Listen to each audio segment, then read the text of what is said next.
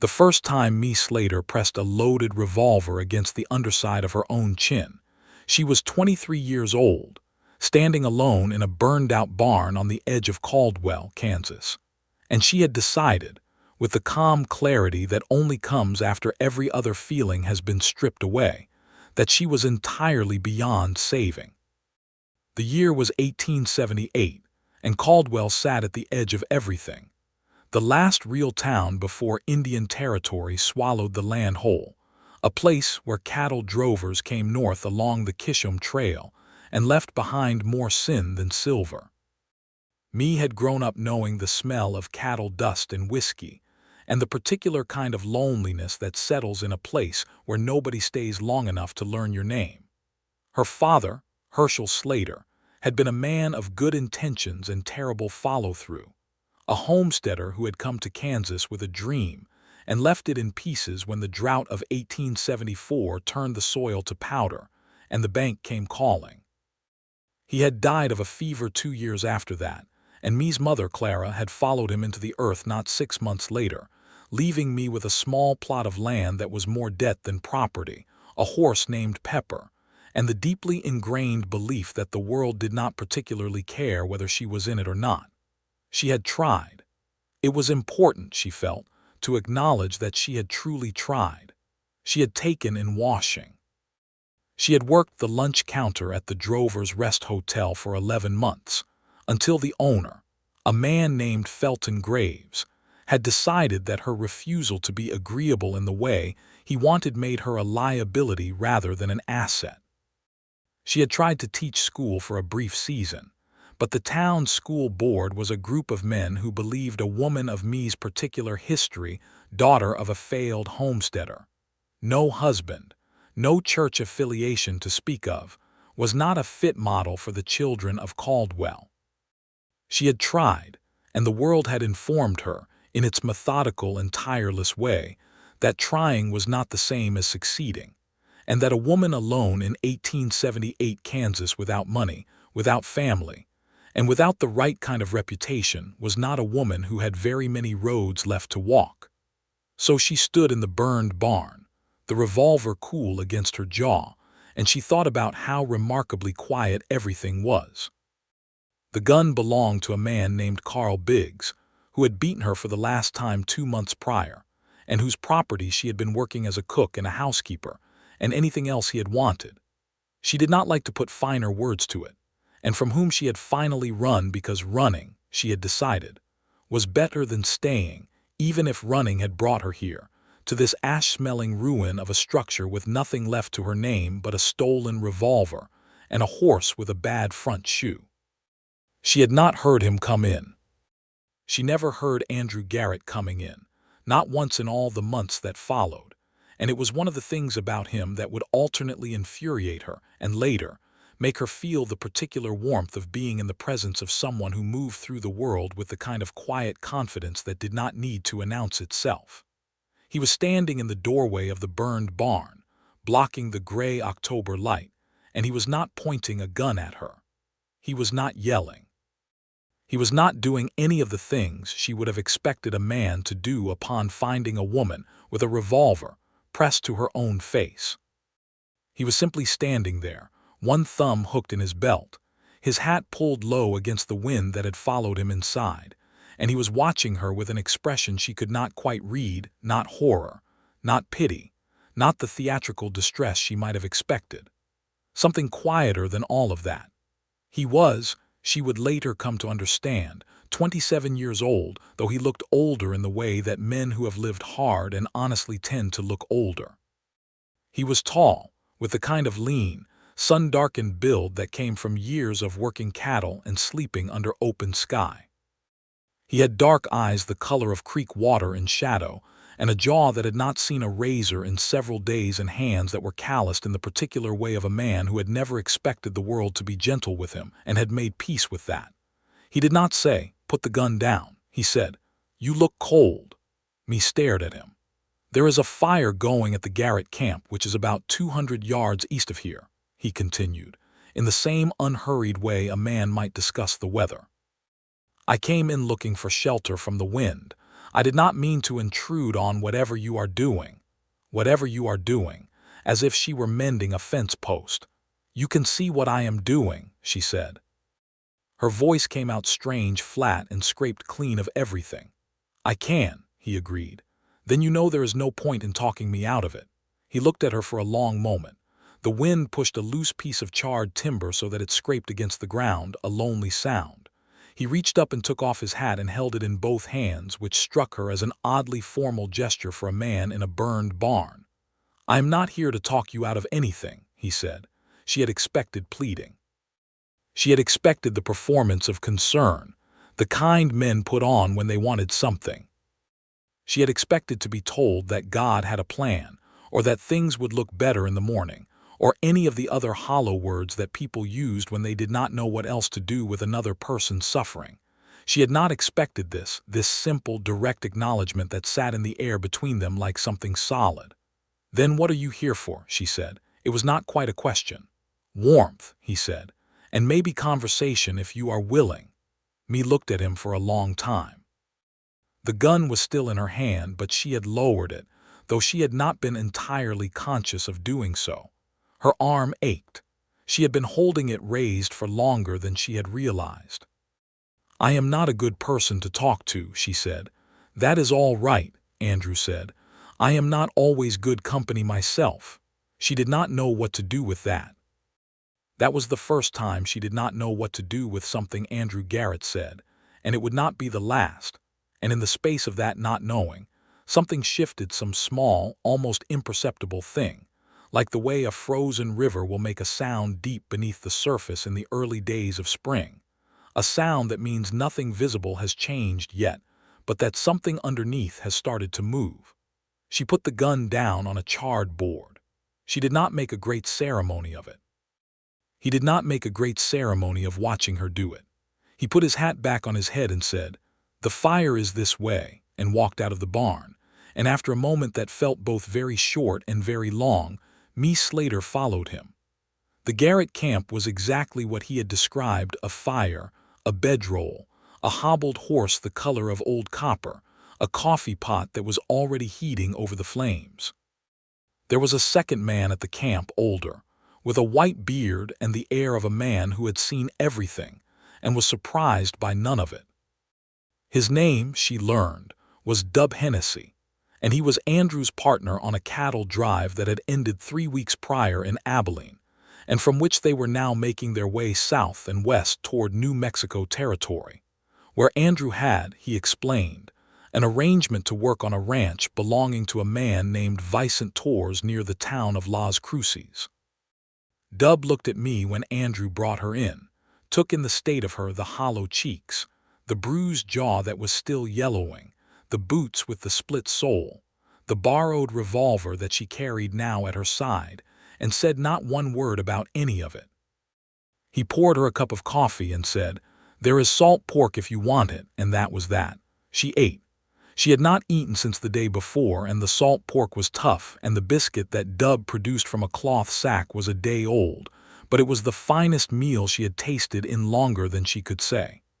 Andrew sat across the fire from her and watched the flames and asked her name. She told him. He told her his. She had not asked, but he told her anyway, as if he understood that names were a kind of anchoring and that she needed to be anchored to something. "Where are you headed, Mae Slater?" he asked.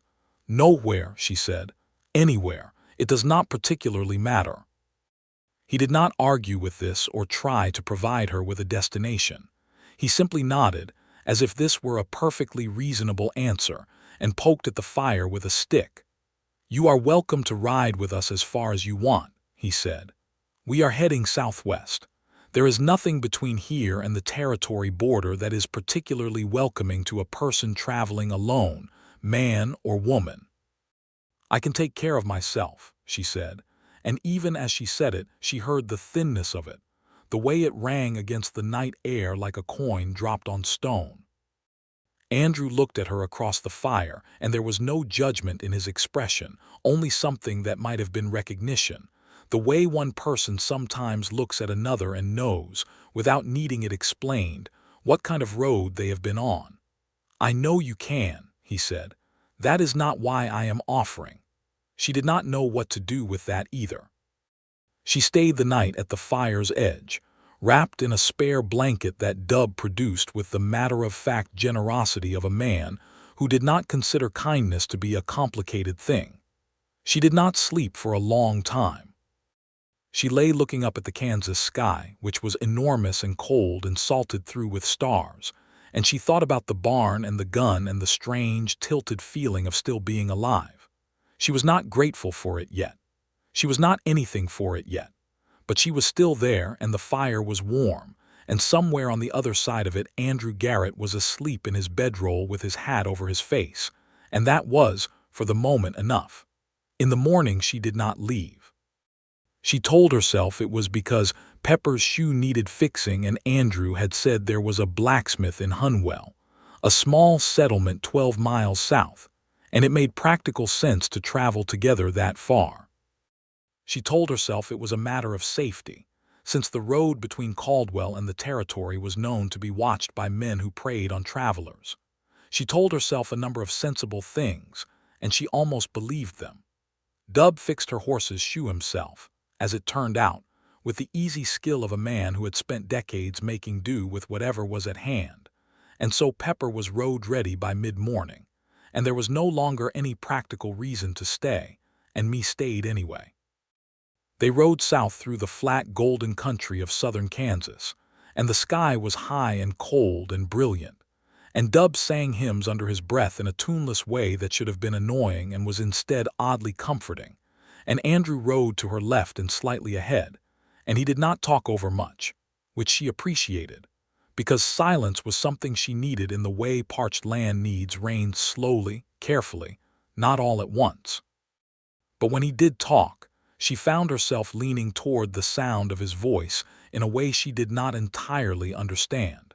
He told her about New Mexico territory. He had been there once before, years ago, and he described the landscape with a kind of restrained wonder. The way the mountains came up out of the desert floor like something that had pushed itself up from below, the particular blue of the sky at altitude, the smell of pinon smoke in the evening. He talked about it the way a man talks about a place he has been homesick for without knowing it, and me listened and felt something she had not felt in so long that she almost did not recognize it. Something like wanting to see a thing for herself. They camped that first night in a dry wash south of Hunwell, and Dub produced a pan of beans that he improved considerably with dried chili peppers he kept in a little cloth pouch on his belt. And afterward they sat around the fire, and Dub told a long and only partially believable story about a land dispute in Texas that had involved 3 brothers, a mule, and a circuit judge who turned out to be one of the brothers in disguise. And me laughed for the first time in what felt like years, a real laugh, not the kind she had performed for men who expected her to perform it, but the real involuntary kind that takes you by surprise. And when she did, Andrew looked at her across the fire, and the look on his face was not the look of a man who was pleased with himself for having made a woman laugh. It was something gentler than that, something that said, "There you are." She looked away quickly. She did not trust gentle. Over the days that followed, as they moved southwest and the Kansas flatlands began to give way to the broken red country of Oklahoma territory, me found herself in the strange position of being cared for without being asked for anything in return. Andrew had a bedroll that was old but well-maintained, and she had only her blanket, and she woke the 3rd morning to find a second blanket had been laid over her while she slept, placed with a care that had not woken her. And when she looked at Andrew, he was already up and building the fire and said nothing about it, and she said nothing about it, and they both understood the terms of something that had not been named. She told him on the 4th day about Carl Biggs, not all of it. She did not think she was ready to tell all of it to anyone, perhaps ever. But she told him the shape of it, the way she had come to work for him out of desperation, the way desperation had made her overlook things she should not have overlooked, the way it had ended, and the burned barn and the gun. She told it in a flat, careful voice, as if she were reporting something that had happened to someone else, and when she finished she did not look at him. Andrew was quiet for a long time. The horses moved beneath them, Pepper's newly fixed shoes striking the hard ground with a steady rhythm. "I am sorry that happened to you," he said finally. "Not, that is terrible, not, what a monster, not, you should have left sooner." Not any of the things that contained within them a hidden accusation, just, "I am sorry that happened to you," as if her suffering were a real thing and deserved to be acknowledged as such without qualification. Mee pressed her lips together and looked straight ahead at the reddening horizon. "It is done now," she said. "It is done now," he agreed. But that night, sitting by the fire while Dub slept and the coyotes called to each other across the dark distances of the territory, Mee said something she had not planned to say. She said it quietly, as if testing the words to see what they would do in the open air. "I am not a woman who can be saved," she said. "I want you to know that. Whatever you are thinking when you look at me the way you look at me sometimes, I'm not something that can be fixed or redeemed or made into a good story. I am not that." Andrew was sitting with his elbows on his knees, looking at the fire. He did not move for a moment. Then he turned his head and looked at her, and the firelight was full on his face, and his expression was serious in the way of a man who takes words seriously. "Me," he said, "I am not here to save you." She looked at him. "I am not a preacher and I am not a charity," he continued. "I am a man who is riding southwest and who would like company on the road.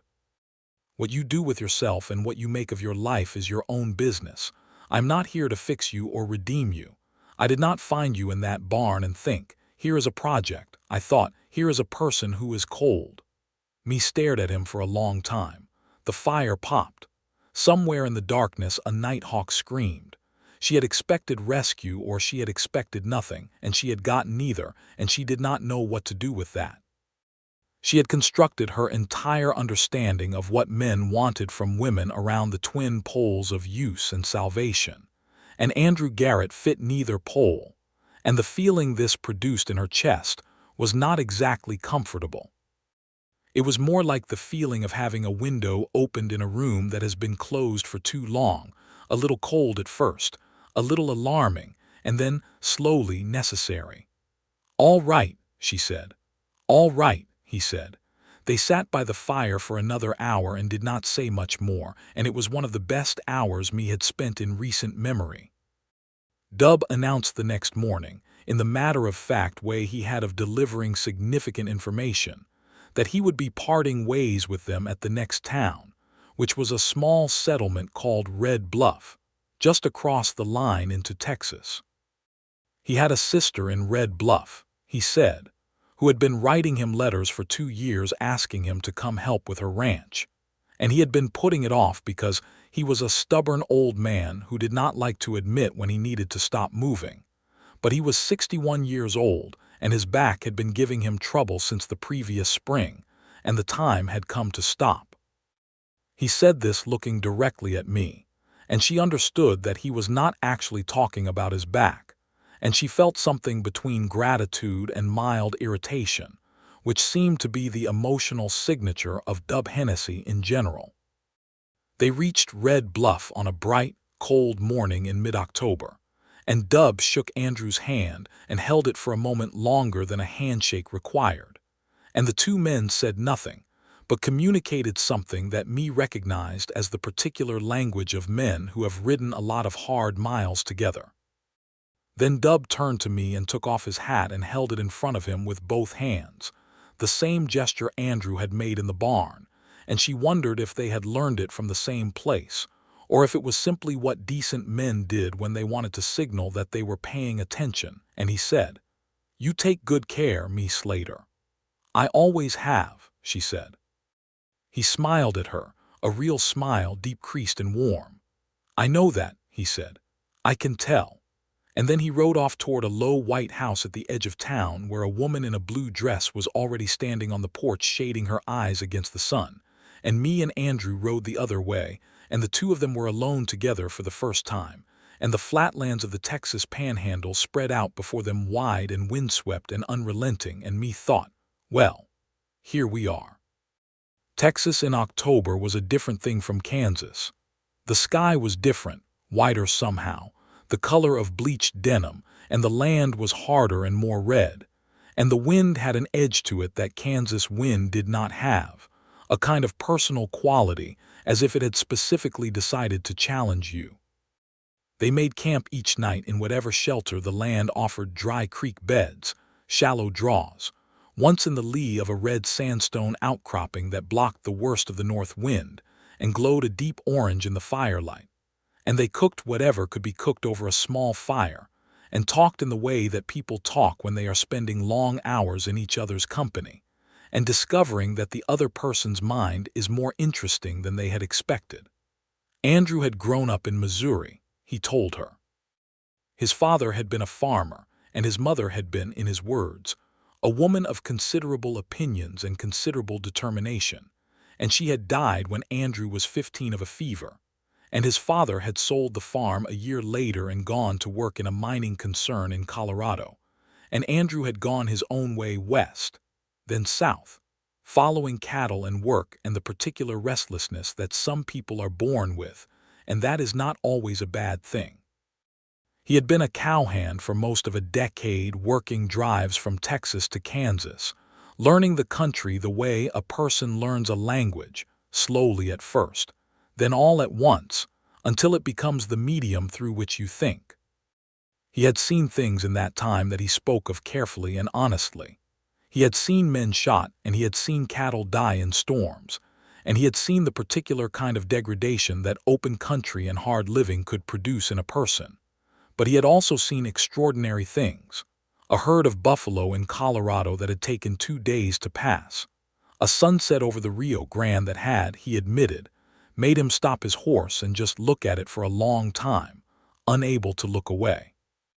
Mae found herself asking questions, which was not something she did naturally or easily, but something about Andrew made it feel safe to be curious. He answered everything directly and without embellishment, and occasionally turned the question back to her in a way that was not deflection but genuine interest, and piece by piece, day by day, she found herself talking about her parents and the homestead, about what it had been like to watch her father's dream fail by slow degrees, the way hope leaks out of a person not all at once but steadily, like water from a cracked vessel. About her mother, who had been a small, fierce woman with beautiful hands and a voice like a river, who had sung to her in the evenings and told her that she was made of something strong, and who had been wrong, or Mae had believed she was wrong, had believed it for years with the conviction of someone who has collected enough evidence. About the washing and the lunch counter and the school board. About the hunger that had preceded Carl Biggs, the cold and specific hunger of a woman who has run out of respectable options and is facing the arithmetic of survival. She did not minimize what had happened to her in Biggs's house, but she did not dramatize it either, and Andrew listened as he had listened to everything with the full weight of his attention, without offering to be outraged on her behalf, without trying to tell her what to feel about it. He just listened, and that was more than almost anything she had ever been given. "You said you were not made of something strong," he said one evening, somewhere in the Texas panhandle with the stars laid out above them like a spilled bucket of light. "I said my mother believed that," Mae said. "I did not say I agreed with her. What do you believe you are made of?" She thought about it. It was the kind of question she had never been asked directly, only had implied to her by the way the world had treated her. "Stubbornness," she said at last, "and maybe a certain amount of spite." Andrew looked at her with that expression she was beginning to know, a kind of quiet, attentive amusement that was not quite a smile. "Those are not the worst materials," he said. She laughed, and she did not look away this time. They were 3 days into New Mexico territory when the trouble with the Biggs brothers found them. She had not known, or had not thought clearly enough to be afraid of it, but Carl Biggs had 2 brothers, Emmett and Roy, both younger, both harder. And it was Roy Biggs who tracked them down, because Roy Biggs was the kind of man who took the concept of property very personally. And Carl had apparently told his brothers that Mae had stolen the revolver, which was technically true, though the accounting of what Carl had taken from Mae in the preceding years made the gun seem like a considerable bargain. Roy and Emmett found them at a watering hole called Coyote Springs on a Tuesday afternoon, and they came in with the particular swagger of men who had decided they were the ones with the leverage, which Roy had calculated based on the fact that there were two of them and one of Andrew, and he had not fully accounted for me. Roy Biggs was a broad, sun-reddened man with pale eyes and the confident cruelty of someone who had never had reason to question his authority over other people, particularly women. He looked at me the way Carl had always looked at her and said, "You are coming back with us, girl," and smiled at Andrew in the way of a man who expects other men to understand and agree with his position. Andrew stood between the horses and the water, and his expression did not change in any dramatic way, but something about him went very still. "She is not," Andrew said. Roy looked at him with the slightly bored expression of a man who is calculating whether the obstacle in front of him requires talking around or simply removing. "This does not concern you, friend." "I am not your friend," Andrew said, "and it does concern me." Emmett Biggs had moved around to the side, the way a man does when he is establishing angles, and me had seen it before he had finished the movement, and the revolver that had been on her hip, Carl Biggs's revolver, was in her hand before Emmett had finished deciding what he was going to do with his. "Emmett," she said, "do not." Emmett looked at the gun and then at her and then at Andrew, doing the arithmetic. He was younger than Roy, no more than 22 or so, and me could see the calculation working in his face, the way a younger man considers whether this particular moment is worth dying for. It was Roy who ended it, though not in the way she had expected. Roy Biggs looked at the set of me's jaw and the steadiness of her gun hand and said something under his breath that was not quite a word and turned his horse around. "You are not worth the trouble," he said. "No," me agreed. "I am not." And the Biggs brothers rode east and did not look back, and me stood with the gun in her hand until they had vanished over the horizon, and then she let out a long breath that seemed to come from somewhere very deep in her chest. Andrew said, "Nice shooting. You did not even have to pull the trigger." "Sometimes you do not have to," she said. "Sometimes you just have to look like you will." He looked at her with something that was more than the quiet attention she had grown used to, something warmer, more specific. "Yes," he said, "sometimes you do." They rode into Las Cruces on a bright November afternoon with the Organ Mountains rising to the east, all sharp peaks and deep shadow, and the Rio Grande cutting its gray-green way through the valley below, and me understood what Andrew had meant about this country. It was nothing like Kansas. Kansas was flat and open and honest about its indifference.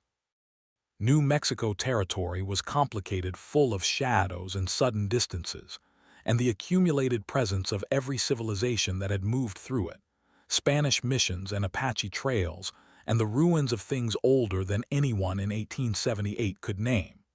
It felt, to me, like a place where a person could actually change what they were, not because the past was erased, but because there was simply so much more of everything here that the past took up less proportion of the whole. Vicent Torres was a man in his mid-50s with a neat gray mustache and the dignified bearing of a man whose family had worked this land for 4 generations, long before the United States had decided it was American territory. He received Andrew with genuine warmth, and me with a courtesy so natural and complete that she felt, for the first time in a long time, like a person rather than a problem to be solved. His wife, Luciana, was a small dark-eyed woman who took one look at me and said, in accented English, "You will eat first, and then we will talk," and proceeded to sit her down at a table in a kitchen that smelled of chili and fresh bread and produce a meal that made me feel she had never really eaten before. The arrangement Andrew had made was for winter work, mending fences, feeding cattle, making repairs before the cold truly set in. It was not glamorous work, but it was honest and paid in cash and bunk and board. And Torres, with the pragmatic generosity of a man who understood that life on the frontier was about resource sharing or dying, extended the arrangement to cover me as well, offering her work in the house alongside Luciana, who had more to manage than 2 hands could accomplish. Mee said yes because she was tired, and because she had nowhere else to be, and because, if she was honest with herself in the way she was only beginning to allow herself to be, she was not ready to leave Andrew Garrett's company, and this arrangement meant she would not have to. The Torres Ranch became a kind of interim world, a space between what Mee had been and what she might become, though she would not have used those words at the time. She worked alongside Luciana and learned things she had not expected to learn, including a working knowledge of spoken Spanish that Luciana imparted with matter-of-fact patience and occasionally with theatrical exasperation, and the proper way to make a mole sauce from dried peppers, and that the history of the land they stood on was vastly older and more complicated than Mee had been taught in the brief schooling she had received, and that the treatment of the people who had occupied this land before the Americans had arrived was a subject that Luciana discussed with a directness and a controlled anger that made me listen very carefully. "Your people came here and drew lines," Luciana said one afternoon, her hands busy with dried corn, and said, "This is ours, but the lines were drawn over the bones of people who were already here. We were already here. The Apache were already here. Now we are all being told to disappear or to become something else." She paused. "This is the history of this country. People find it difficult to look at. Me found it less difficult than some might have." She had her own experience of what it meant to be told that you were not the kind of person the world was designed for. Andrew worked the land with Torres and 2 other vaqueros, and me saw him each evening at the long table where everyone ate together. Torres' household operated on the principle that food was communal and conversation was expected, and each evening she found herself watching the way he moved and talked with a growing attention that she was beginning to find it impossible to pretend was merely friendly. He was easy with people in a way that was not performance. He listened to Torres' stories about the old days of the land grant with genuine interest and helped the younger vaquero, a boy of 19 named Diego, practice his English with a patience that Diego clearly found both helpful and amusing. He was the same with everyone, me noticed. He did not have one face for people he considered important and another for people he did not. He was just himself, consistently, and this was rarer than it should have been, and she knew it. One evening, after supper had been cleared and Torres and Luciana had retired, and Diego had gone out to play his guitar on the bunkhouse porch where his music drifted in like smoke, Andrew and me sat on the rear porch of the main house and looked out at the dark shape of the organs against the star-heavy sky. "What are you going to do?" me asked. "After the winter work is done." He was quiet for a moment. "Torres has offered me a permanent position," he said. "He wants to expand the herd in the spring, and he needs someone to manage the northern pastures. It would mean staying. And will you?" He turned and looked at her, and the porch lantern was behind him, so she could not quite read his expression, but his voice when he spoke was low and careful, as if he were choosing every word. "That depends," he said, "on whether there is sufficient reason to." The air between them felt altered, the way air feels before a storm, full of a charge that has not yet become anything visible. Me looked at her hands in her lap. They were stronger than they had been in October, rougher, more capable hands that had done real work and showed it. "I told you," she said quietly, "that I am not a woman who can be saved." "And I told you," he said, "that I am not here to save you. I remember." "Then why are you bringing it up again?" She looked up at him. He had moved slightly, so the lantern light caught the side of his face, the strong jaw, the dark eyes that were watching her with that full and quiet attention that she had come to understand was simply how he was, that this was just the way Andrew Garrett looked at things that mattered to him. "Because," she said, "I am trying to understand what you are here for then." He was quiet for a long moment. The guitar music drifted in from the bunkhouse, Diego's playing slow and a little melancholy, the kind of music that suits a cold November evening. "Company," Andrew said, "and if you are willing, more than company." Me looked at him steadily. She had spent years making quick calculations about men's intentions, reading the angles the way a person reads terrain for dangers. She was good at it, and what she read in Andrew Garrett was simply honesty. A direct and uncomplicated honesty that did not come with conditions attached, that did not require her to be anything other than exactly what she was. "I am a difficult person," she said. "I know," he said. "I have a history that would give most people pause." "Your history is yours," he said. "I am interested in your present." "I do not know how to do this," she said. "Whatever this is." "Neither do I particularly," he said. "But I would like to find out, if you would." Mae was quiet for a long time. The stars wheeled slowly overhead and the mountains were dark and enormous and the guitar kept playing. And inside the house she could hear the quiet domestic sounds of Luciana moving around the kitchen, the clink of a cup, the low creak of a floorboard, the small sounds of a life being lived. "I would," she said finally. "I think I would like that." He reached over and took her hand, and it was not dramatic. It was quiet, like everything about him. A simple claiming of something that had been building since a burned barn in Kansas, and a question about warmth and a fire that had kept her alive through the night. She let him hold it and she did not pull away, and that was how it began.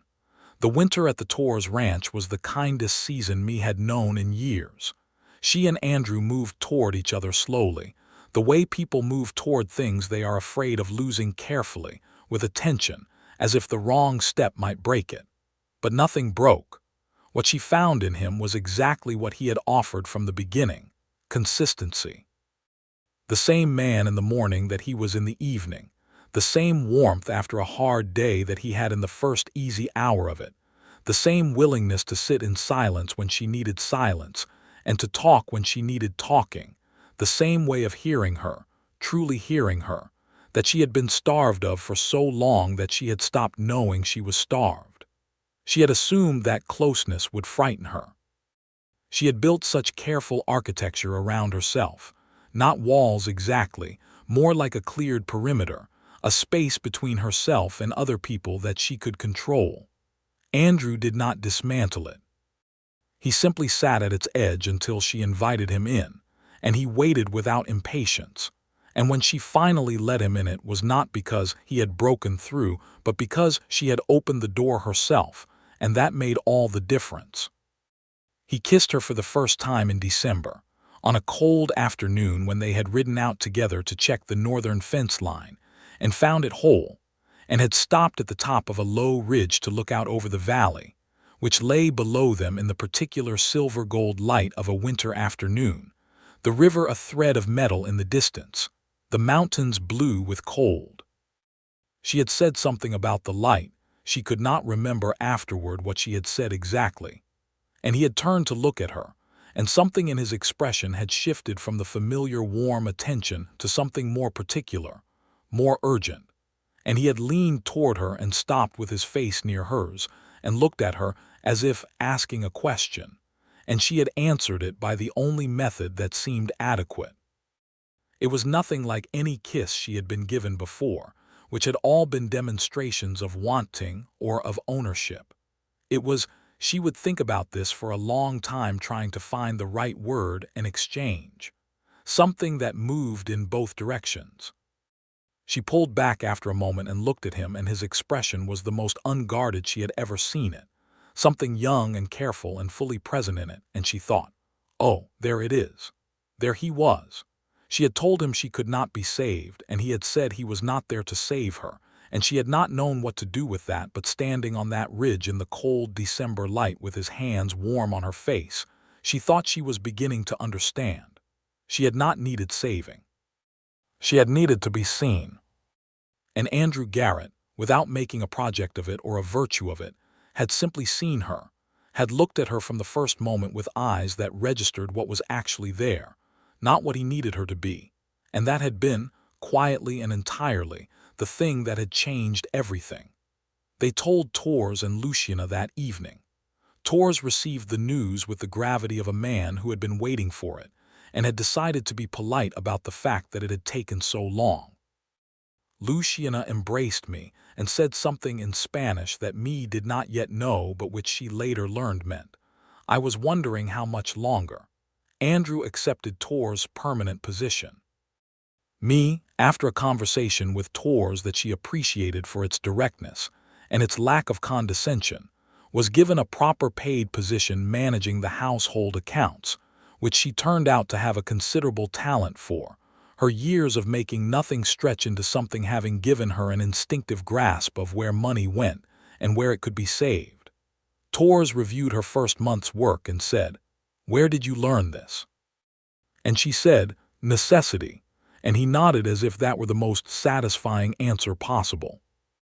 They were married in the spring, in March of 1879, in a small ceremony at the Catholic Church in Las Cruces, the priest conducting the service in a mixture of Spanish and English that felt, to me, like the place itself, a mixture of things that were each complete on their own, and that together became something larger. Tor stood with Andrew and Luciana stood with me, and Diego played his guitar afterward at the celebration that Luciana organized in the ranch yard, with a completeness and enthusiasm that suggested she had been planning it for some time. Me wore a dress that Luciana had helped her make from fabric she had chosen herself, a deep blue that she had never owned anything in before because she had always worn serviceable colors, colors that announced their own willingness to disappear. The blue was not disappearing. It was, Luciana said approvingly, a color that says, "Here I am. Here I am." Me stood in the ranch yard in the blue dress with the mountains behind her and the spring air full of food smells and guitar music. And Andrew came to stand beside her and took her hand in the same quiet way he had on the porch in November, and she looked up at him, and he was smiling, genuinely and fully. The rare complete smile that she had learned was only produced by things that actually reached him all the way through. "Here we are," she said. "Here we are," he agreed. She leaned her head against his shoulder for a moment, just a moment, and felt the solid warmth of him and the rightness of it, and thought about the burned barn and the cold and the gun and the strange, improbable road that had led here, and she felt something she was only now willing to name. Grateful. She felt grateful to still be there. The first year of their marriage was not without difficulty. No honest accounting of a year in New Mexico territory in 1879 would be. But the difficulties were of the ordinary variety, the kind that two people can manage together, which is a very different category from the kind that a person faces alone. There was a drought in July that killed a portion of the northern grass and meant long days of hauling water for the stock and careful rationing, and the kind of sustained physical labor that left everyone at the ranch exhausted and short-tempered, and then, somehow, more tightly bound together for having shared it. There was a dispute with a neighboring landowner who claimed a section of Tor's western boundary, which Andrew and Tors handled through a combination of legal documentation and the kind of steady, patient refusal to be moved that was more effective than any confrontation, and which was eventually resolved in Tor's favor by a territorial court that took until October to render its decision. Me found herself in her element in ways she had never expected. The household accounts were a beginning, but she expanded into managing correspondence, negotiating supply prices with merchants in Las Cruces, and eventually helping Tors write a formal complaint to the territorial government about the inadequacy of the road access to the eastern pastures, a document that Tors submitted with the comment that me wrote with more precision and force than anyone he had ever employed. She also spent a part of each week with Luciana, continuing her Spanish, and by the end of that first year she was conversational enough to speak directly with the vaqueros and with the merchants in town, which opened a kind of connection to the community that she had not anticipated, and that felt, steadily and surprisingly, like belonging. Andrew, watching all of this, said nothing that would have embarrassed her by pointing out how much she was flourishing, because he understood that she was still tender about certain things, and that the surest way to undermine someone's growing confidence was to make too much of a performance of noticing it. But she caught him looking at her sometimes with an expression of such uncomplicated pride and pleasure that she had to look away to keep herself from being overwhelmed by the weight of being loved in a way that was so straightforward it nearly felt like too much. She told him so one night, lying in the comfortable dark of their room with the window open on the warm summer air, the sound of the river faint in the distance. "You look at me sometimes as if I am something remarkable," she said. "You are," he said. "I am not." "Me," he said, with the patient firmness that was one of the sounds she had come to love most in the world, "you are one of the most remarkable people I have encountered in my life. You can argue with me if you want to. You will not persuade me." She was quiet. "I am trying to learn to believe that," she said. "It is taking some time." "I know," he said. "I am not in a hurry." She rolled onto her side and looked at him in the darkness and thought about that, the extraordinary gift of someone who was not in a hurry, who had decided to be present for the full length of whatever time it took, who was not performing patience, but simply had it, genuinely, as a property of his character. "Thank you," she said, "for finding that barn cold." He laughed, a real laugh warm in the dark room. "Thank you," he said, "for still being in it." In the autumn of that first year, Mae realized she was expecting a child, and the feeling this produced was complicated joy that surprised her with its intensity and fear that she recognized from its shape, the old familiar fear that good things did not stay, and that she was not the kind of person they stayed for. She told Andrew on a Sunday morning, sitting at the kitchen table with the coffee going and the mountain light coming through the window at that particular slant it had in October, and his response was to go very still for a moment and then to reach across the table and take both her hands in his and look at her with the full weight of his attention and say simply, "Me." Not, "Is it mine?" Not, "Are you certain?" Not any of the things she realized, been bracing for. Just her name, said in a tone that contained everything, the wonder and the weight of it, and the deep specific happiness of a man who is receiving news he has not let himself hope for too completely. They told Tors and Luciana at supper, and Luciana's reaction was immediate and categorical. She stood up from the table and came around and took Mae's face in both hands and said something in Spanish too fast for me to catch all of it, but she caught "wonderful" and "finally" and "strong," and that was enough. The pregnancy was not easy. The spring of 1880 was a hard season, cold that lingered too long, a bout of illness that moved through the ranch and took me with it for 2 miserable weeks in February, leaving her weakened and frightened in a way she did not entirely admit to anyone, though Andrew knew. He was there for all of it without being asked, without making a production of it, in the way he had always been, present and steady, and entirely without the condescension that sometimes accompanied male care, that undertone of, "You see, you need me."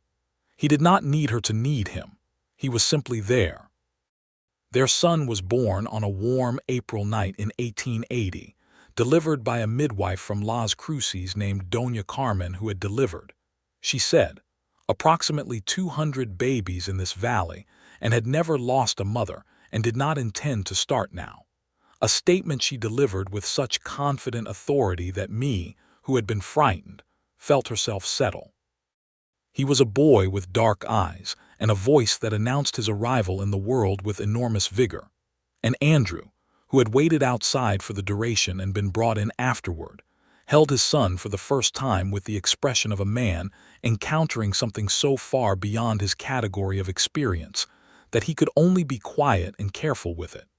He looked at Mae over the baby's head, and she saw his eyes bright with something he did not try to hide or manage. They named him Thomas William Garrett Thomas for no particular reason, except that it suited him and William for Andrew's father, who had been, Andrew said, a harder man than Andrew had wanted to be, but one who had worked himself to the bone for his family and deserved to be remembered. Thomas was a loud and vigorous child who had his father's dark eyes and his mother's particular stubbornness, and who was adored by everyone on the Tors ranch in a way that embarrassed me slightly and delighted her enormously. Luciana became, in practical terms, something very close to his grandmother, and Torres could occasionally be found sitting in the ranch yard with Thomas on his knee, telling him stories in Spanish that Thomas received with the rapt attention of someone who understood none of the words but all of the tone. The years that followed were years of ordinary, extraordinary life, which is the best kind. Andrew's management of the northern pastures proved so successful that Torres offered him a partnership in the ranch, a formal arrangement that gave Andrew and me a stake in the land that had become their home, and the significance of this was not lost on either of them, that a piece of this complicated, layered, beautiful country belonged in some real sense to them, that they had roots here now, the kind that take hold slowly and then are nearly impossible to remove. Me's work continued to grow. She had, by 1882, taken on accounting for 2 other ranches in the valley, one belonging to a man named Horace Whitfield, who had come from Ohio with money and ambition, and not enough practical sense, and one belonging to a widow named Catalina Reyes, who had inherited her late husband's spread and was determined to keep it. Me managed their books with the same precision and force she brought to everything, and the income from this work was substantial and was, for the first time in her life, entirely her own, earned by her own skill, belonging to no one but herself and by choice, shared with her husband and her household. She thought sometimes about the Mae Slater who had stood in a burned barn in Kansas in October of 1878, and she tried to look at that woman with the same compassion she would extend to anyone who had been worn down that far, who had been used that thoroughly, and had still been standing at the end of it. She tried not to judge her, tried to understand her as a person who had been running on empty for so long that she had not had the reserves to imagine that things could be different. She had needed, not saving. She had needed space. She had needed to be in the presence of someone who did not need her to be anything in particular, who did not come to her with a transaction already drawn up. She had needed what Andrew had offered: company, warmth, and the extraordinary simple gift of being seen. There was a morning in the summer of 1882 when she came out onto the porch with Thomas on her hip. He was 2 now and formidably opinionated about being carried versus walking, and today was a carrying day, and Andrew was coming across the yard from the barn, his shirt already dark with sweat from the morning's work, and he lifted a hand to her across the distance of the yard, and she raised her free hand back, and it was nothing. It was the most ordinary domestic moment imaginable. And she felt something move through her chest so completely and cleanly that she had to stop and breathe. This was what she had not believed was possible for her.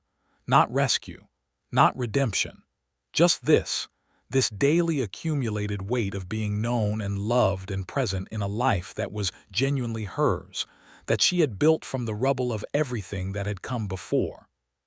Thomas wriggled to be put down, and she set him on the porch, and he went barreling toward his father across the yard, still unsteady on his wide toddler legs, and Andrew crouched down and caught him and swung him up, and Thomas shrieked with delight, a sound so pure and uncomplicated that me felt tears prick her eyes, which she would have found unaccountable a few years ago, and which she now accepted as evidence that she had, against her own predictions, become a person capable of being reached by joy.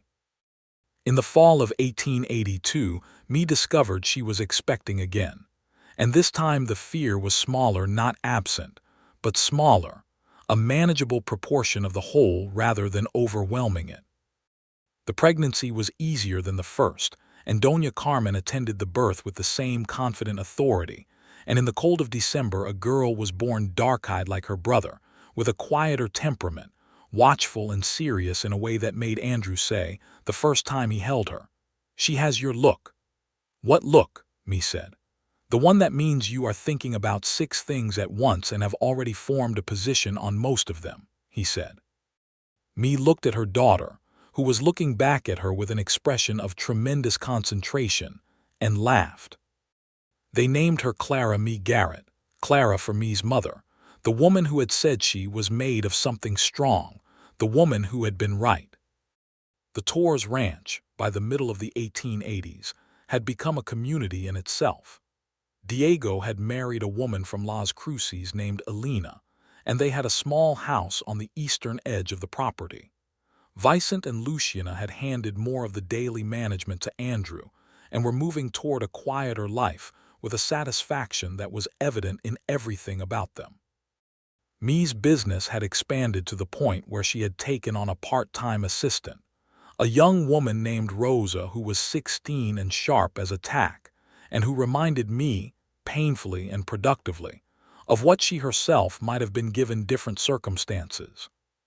She invested in Rosa's future with the deliberateness of someone who understood exactly what it had cost her to not have anyone do the same, paying for her to attend a proper school in Santa Fe for a year, writing letters of recommendation with the full force of her established reputation, making it known in the Valley's business community that Rosa Gutierrez was worth investing in.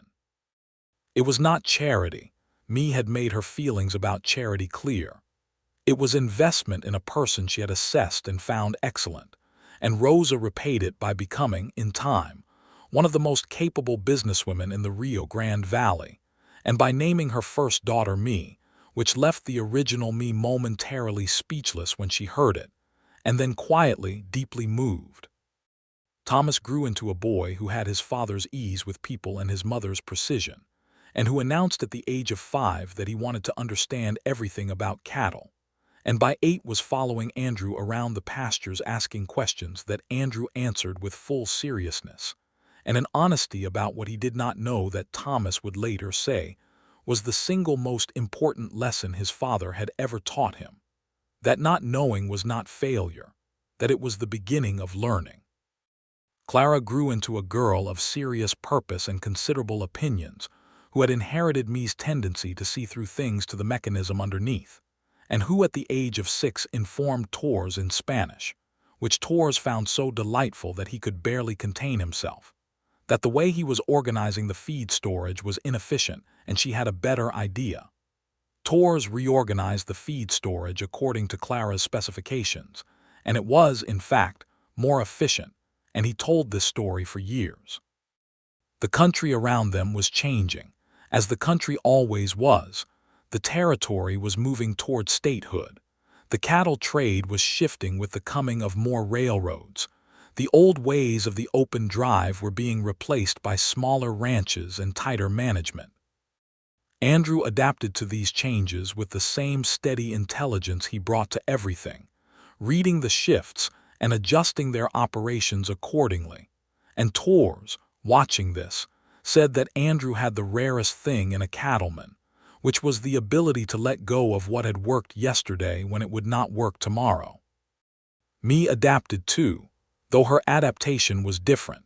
She watched the town grow and the business community diversify and understood, with the practical intelligence she had been honing for years, that the skills she had were increasingly in demand as more people arrived with more money and less knowledge of how to manage it. By 1885, she was running a small but established bookkeeping practice out of an office she rented on the main street of Las Cruces, 2 doors down from a dry goods store and across from a lawyer's office. And she went there 3 days a week and handled the books for 6 clients and felt, every time she turned the key in the lock of that office door, a satisfaction so specific and complete that it still surprised her. There was an afternoon, sometime in that 5th year of their marriage, when Andrew came into the office to meet her for supper.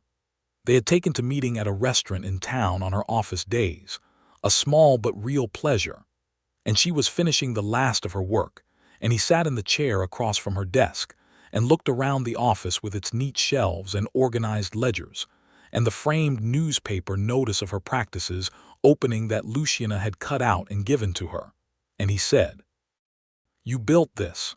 "We built it," she said, meaning the life they shared.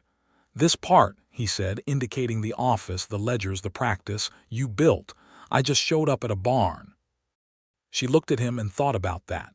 Thought about the burned barn and the gun and the cold and the fire 200 yards east and all the road between then and here. "You did more than show up at a barn," she said.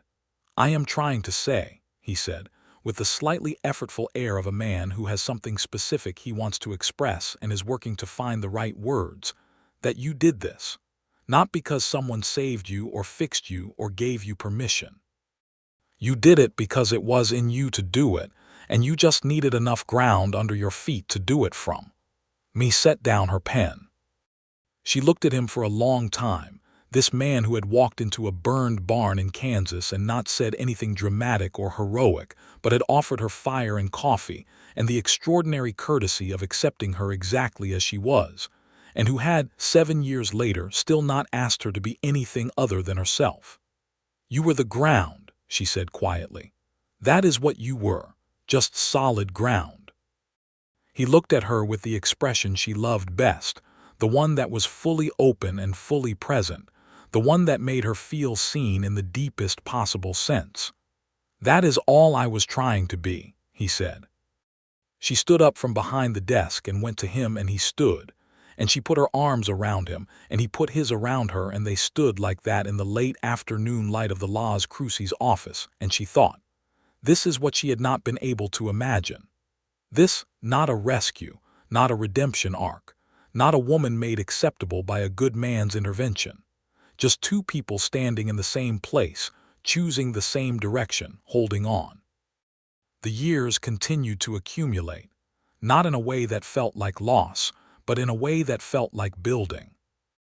Thomas turned 8 in 1888 and received his own horse, a steady gray gelding he named General for reasons he could not fully explain, and rode with such natural ease that even the vaqueros, who were not easily impressed by horsemanship, stopped to watch him.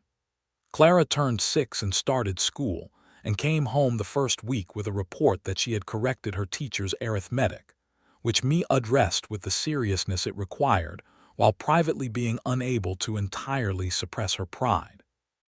Vicent Torres passed away in the winter of 1887, peacefully, in the house his grandfather had built, with Luciana beside him and Andrew and me, and the rest of the ranch household within easy reach. He had been to me one of the most profoundly decent people she had ever known, a man who had never once in all the years she had known him asked her to be less than fully herself, who had treated her work with respect and her presence with dignity, and who had, she believed, seen in her and Andrew something that had given him genuine satisfaction. She sat with Luciana through the night after he was gone, and they talked about him in the way that women have talked about the people they have loved throughout all of human history, remembering specific moments, specific sounds, the way he laughed, the shape of his hands, the look on his face the night Mae and Andrew had told him they were getting married.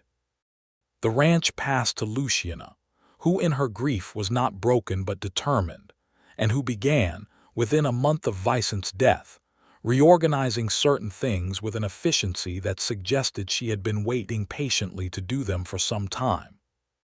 Andrew remained her full partner, and Mae remained the household's financial anchor, and the ranch continued, as Torres had built it to continue, grounded in the land and in the people who worked it.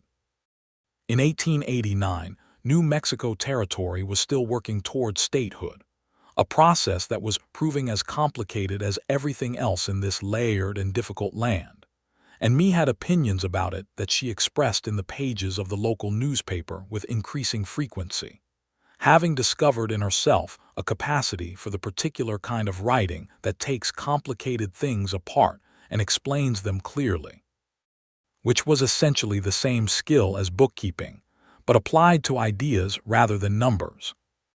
Her letters to the editor became a small institution, anticipated and occasionally argued with but consistently respected, and the editor himself, a man named Franklin Holt who had come from back east and still sometimes showed it, told her that she had the clearest prose style of any correspondent he had, which she received with the combination of pleasure and mild dismissal that was her default response to compliments she had not yet entirely learned to accept.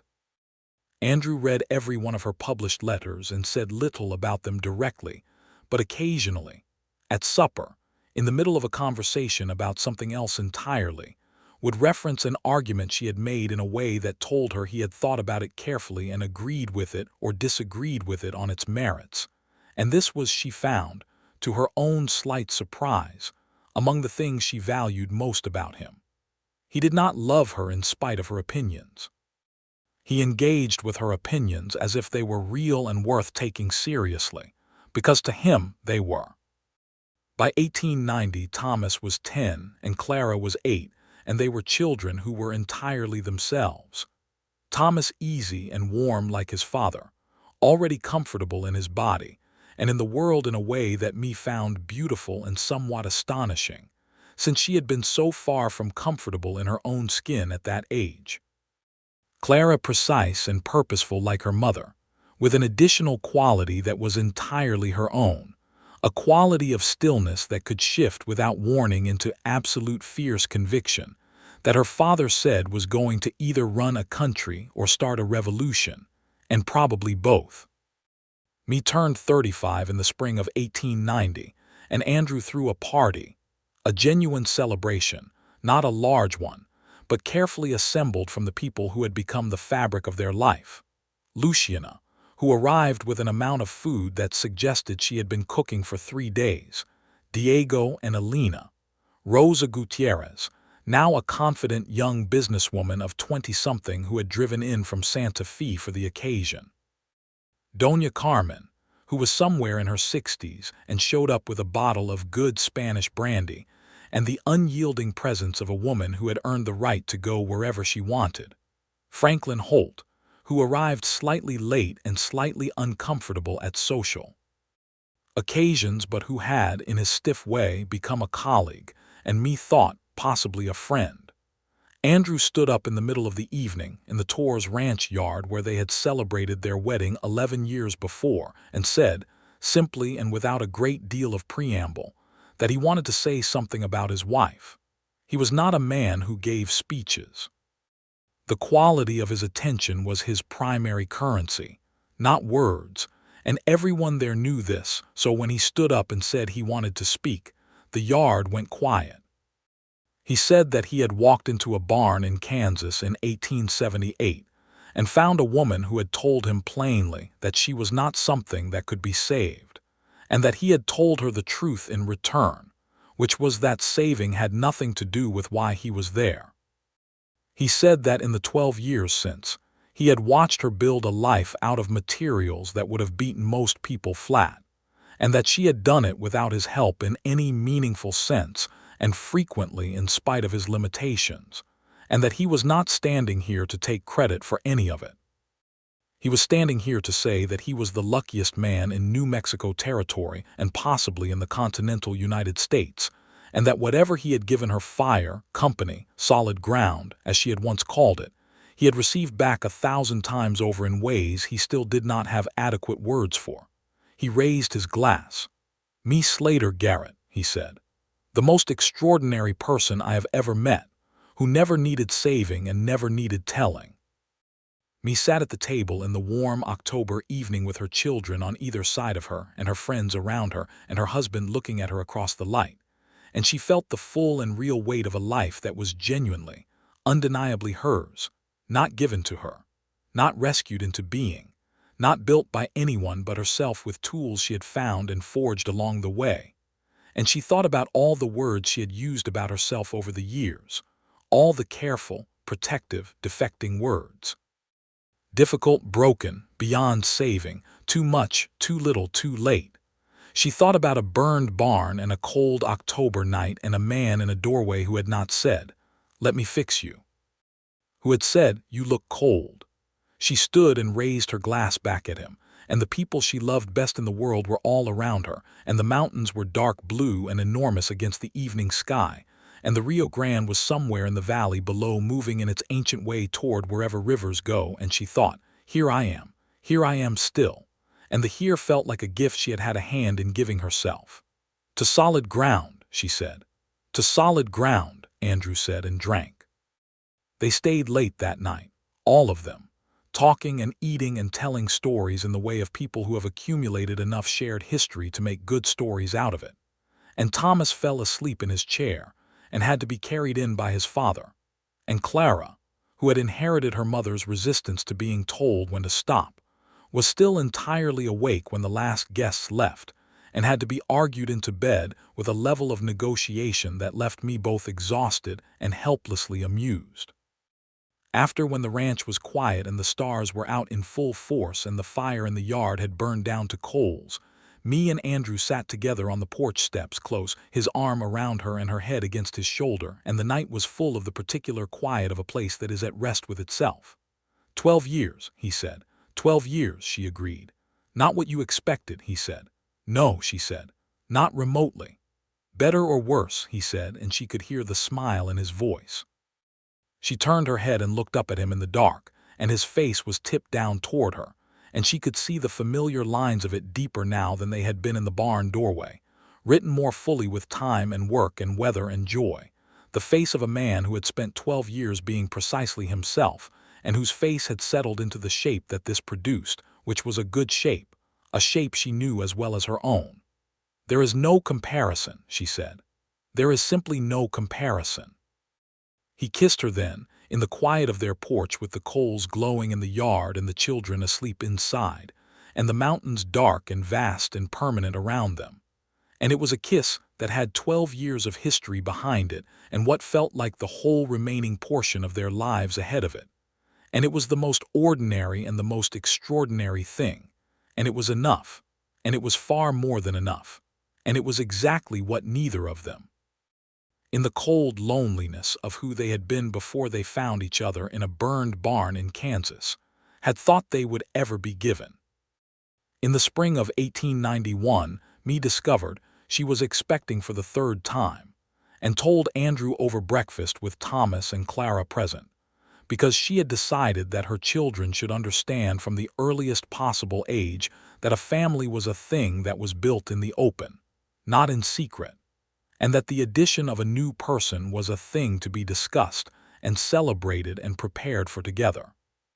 Thomas received the news with the analytical solemnity of a 10-year-old, who is deciding how he feels about it, and arrived, within 20 minutes, at a position of enthusiastic approval.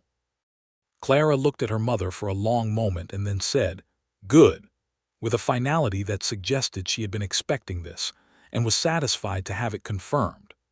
The baby was born in late November of 1891, another boy strong and loud, with his father's dark eyes and a head of dark hair that stood up in all directions, and that Luciana said meant he had strong opinions, which proved over the following years to be entirely accurate.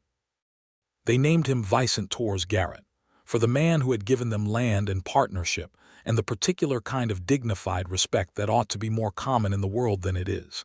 And Luciana, when she heard the name, held the baby for a long time without speaking, and when she finally spoke she said in Spanish that Vicent would have been proud, and me, whose Spanish was by this time quite good, understood every word and put her hand over Luciana's and pressed it. The Garrett family in 1892 was 3 children and 2 parents, and a home that was genuinely, deeply theirs, not just in the legal sense of the partnership with the Torres estate, but in the sense that it had been built from choice and from work, and from the sustained effort of 2 people who had decided, 12 years ago by a fire in the territory, to face the same direction.